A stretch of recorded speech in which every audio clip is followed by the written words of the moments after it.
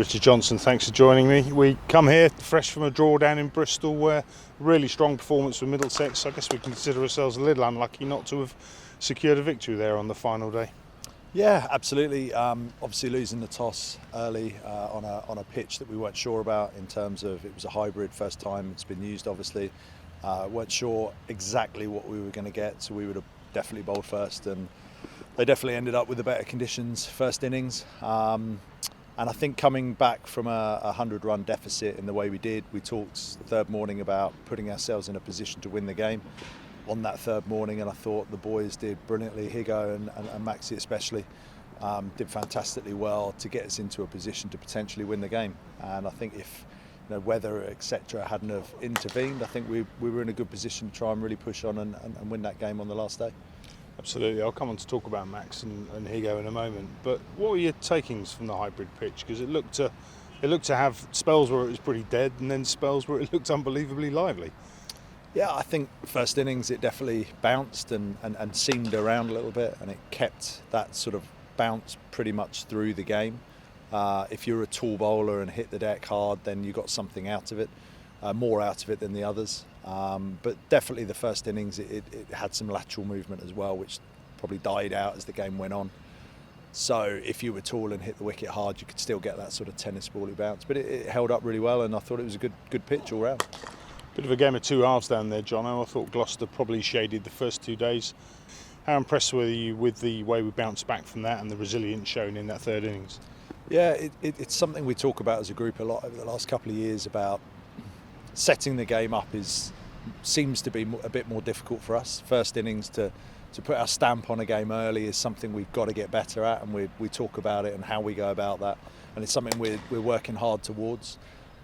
That particular wicket was tough, so yes, we still want more out of our batters in that situation, but when a game is set up and we know what we're trying to do second innings, and we're more used to the wicket and we understand where the game is, we seem to come into our own when the pressure's on in that situation. So it's something we're working on, but yeah, the character shown in the second innings, it's not easy going out when you're against behind the eight ball, as they say, and we've shown some really good character over the last few games doing that as well. So yeah, very happy with that performance. Good to hear. You mentioned Max and Higo earlier. Let's talk about Max first of all.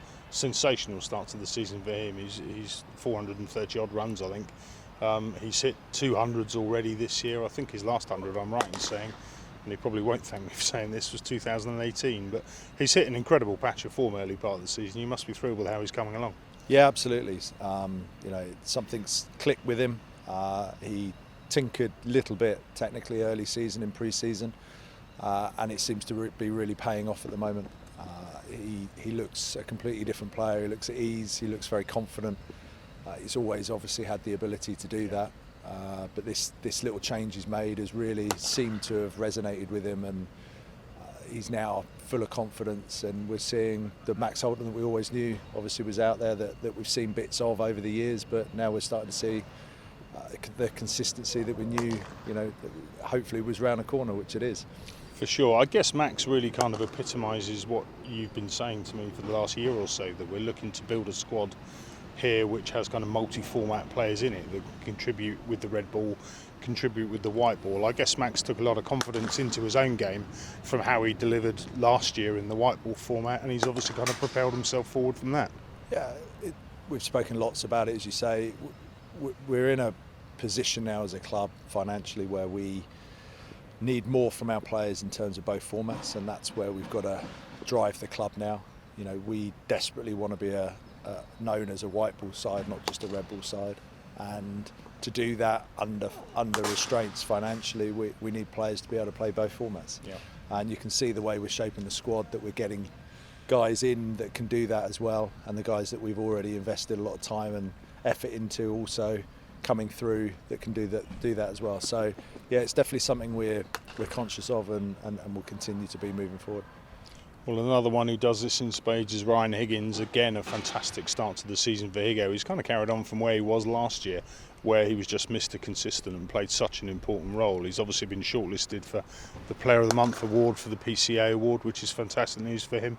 How important is someone like Higo in this side? Incredibly, his figures show that, but not just that, just the way he goes about everything, his leadership qualities behind the scenes, the way he drives the team with bat and ball. There's hardly an innings that passes that he doesn't do something, either bat, ball, or in the field. So he's crucial to what we're trying to do here, and long may it continue.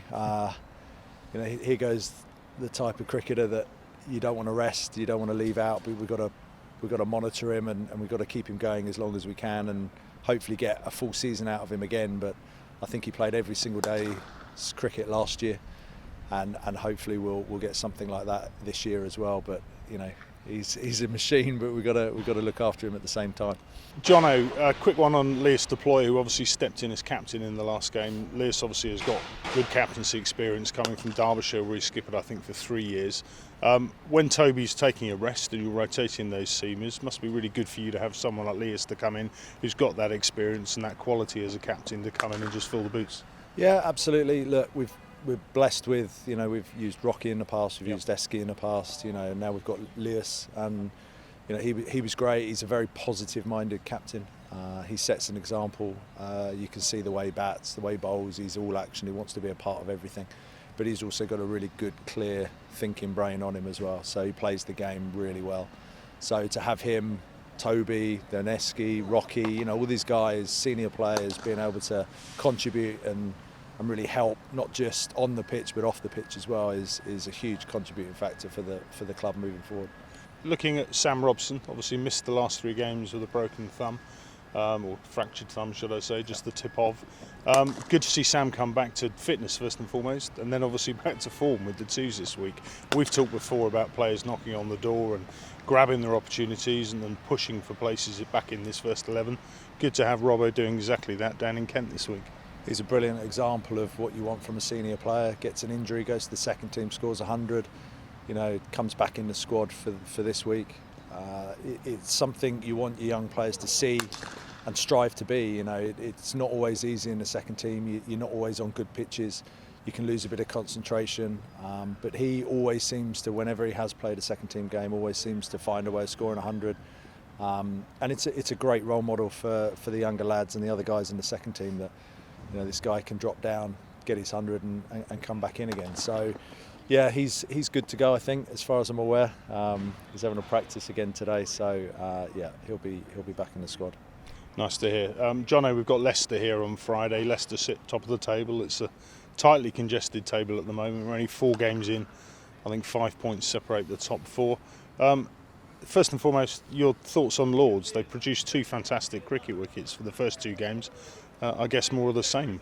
Yeah, we've told Carl all along, produce the best wickets he can, and we'll play on what he produces, sort of thing. And so far they've been really good. We've been very happy, and yeah, good to go. Leicester obviously a hard-working team. They bat all the way down.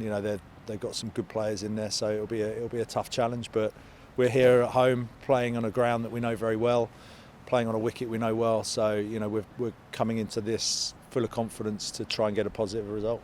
Absolutely. Well, Jono, thanks so much for your time. All the very best luck over the next 4 days, and go well. Thank you.